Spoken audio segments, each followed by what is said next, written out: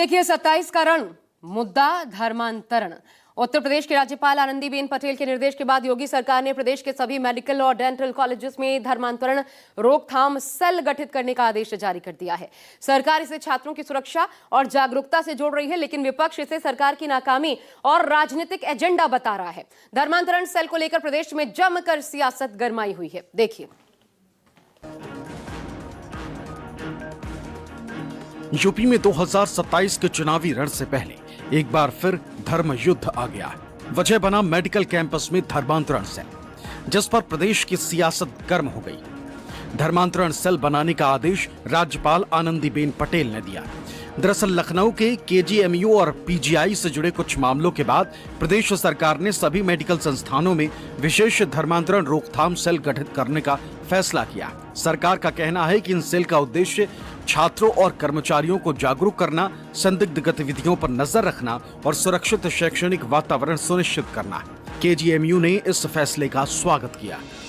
होगा, ये अच्छी बात है कि धर्मांतरण में कई बार अब एक गैंग बनाकर या लोगों को गुमराह कर धोखे में रख के ये कराए जाने की जो घटनाएं आ रही हैं, इसके लिए चूँकि जो बीडीएस एमबीबीएस से बच्चे आते हैं, 17-18 साल की बच्चियाँ होती हैं, उन्हें जागरूक करने की आवश्यकता है।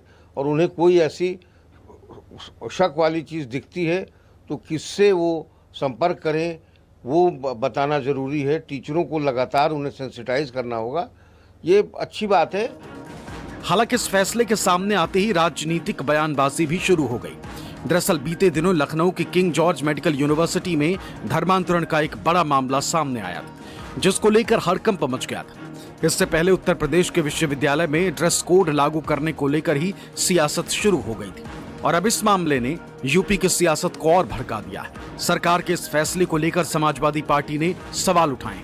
समाजवादी पार्टी का कहना है कि प्रदेश में धर्मांतरण और लव जिहाद को रोकने के लिए पहले से कानून मौजूद है। ऐसे में नए सेल बनाने के पीछे सरकार के मंशा पर सवाल खड़े किए। समाजवादी पार्टी समझती है कि जिस तरह का पत्र राज्यपाल महोदया द्वारा लिखा गया है, वो पता चलता है कि आखिर उनकी प्राथमिकता क्या है। भारतीय जनता पार्टी के एजेंडे को आगे बढ़ाना है, या जिस तरह से मेडिकल कॉलेज में, डेंटल कॉलेज में आरक्षण को लेके, रैगिंग को लेके और डॉक्टर्स की कमी को लेके जो बड़े सवाल हैं, उन पे भी सवाल उठाना है, या उन पे भी कभी कोई सवाल पूछना है। ऐसा उत्तर प्रदेश में कोई दिन नहीं जाता है जिस दिन किसी गरीब की हॉस्पिटल्स में एडमिट ना होने के कारण, दवा की कमी के कारण, किसी लापरवाही के कारण उत्तर प्रदेश में किसी गरीब व्यक्ति की मौत न होती हो। कांग्रेस भी इस मुद्दे पर सरकार को घेर रही। कांग्रेस का आरोप है कि अगर मौजूदा कानूनों को प्रभावी ढंग से लागू नहीं किया जा रहा है तो ये सरकार की विफलता है। पार्टी का कहना है कि सरकार शैक्षणिक संस्थानों को भी राजनीतिक और वैचारिक संघर्ष का केंद्र बना रही है। राज्यपाल जी का ये फैसला अपने आप में स्पष्ट करता है कि उत्तर प्रदेश की सरकार निकम्मी और नाकारा है। भारतीय जनता पार्टी की सरकार को के 9 साल रहने पर भी अगर इस तरीके के सेल बनाए जाने की आवश्यकता पड़ रही है आनंदीबेन पटेल जी को, तो निश्चित तौर पर यह स्पष्ट करता है कि यहाँ पर कानून व्यवस्था नाम की कोई चीज नहीं रह गई है। वहीं इस मुद्दे पर धार्मिक संगठनों की राय भी बटी हुई नजर आ रही। मुस्लिम धर्म गुरुओं का कहना है कि जबरन धर्मांतरण किसी भी धर्म में स्वीकार नहीं, लेकिन किसी भी जांच समिति को निष्पक्ष तरीके से काम करना चाहिए। दूसरी ओर हिंदू संगठन इसे समय की जरूरत बताते हुए सरकार के फैसले का समर्थन कर रहे हैं। अब देखना चाहिए कि ये जो धर्मांतरण की बातें कर रहे हैं, अब शिक्षा संस्थानों में पहले दोस्तियां होती हैं, उसके बाद अगर उन दोस्तियों में कोई नाइत्तेफाकी होती है तो सीधा सीधा ये इल्जाम लगता है कि धर्मांतरण है। वैसे जो हमारे देश की जो गवर्नर साहिबा हैं, उन्होंने अगर ऐसा कानून बनाया है, शिक्षा संस्थानों में बिल्कुल हर तरह की खराबियों को रोकने के लिए कमेटियां गठित होना चाहिए, इसमें कोई एतराज नहीं है। ये हम केजीएमयू में आप जानते हैं, हम लोग पहले ही इस पे काम कर रहे हैं और हम लोग इसका स्वागत करते हैं। देखिए, धर्मांतरण में कई बार अब एक गैंग बनाकर या लोगों को गुमराह कर धोखे में रख के ये कराए जाने की जो घटनाएं आ रही हैं, इसके लिए चूँकि जो बीडीएस एमबीबीएस से बच्चे आते हैं, 17-18 साल की बच्चियाँ होती हैं। हालांकि भारतीय जनता पार्टी इस कदम की सराहना करते हुए इसे बेहद जरूरी बता रही है। धर्मांतरण की घटनाएं बहुत दुर्भाग्यपूर्ण है और लगातार इसके विरुद्ध एक साजिश और षड्यंत्र का वातावरण बना रहता है।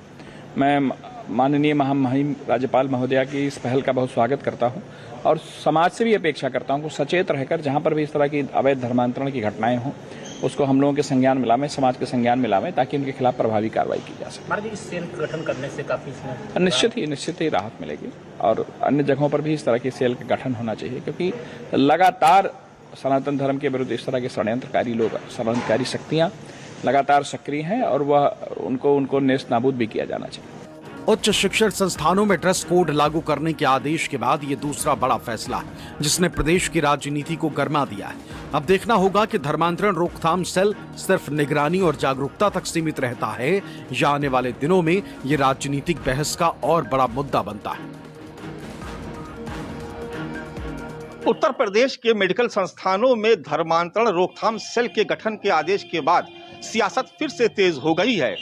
दरअसल बार बार उत्तर प्रदेश की सियासत में लव जिहाद, धर्मांतरण और लैंड जिहाद जैसे मुद्दे हावी होते जा रहे हैं और असल मुद्दे गायब होते जा रहे हैं।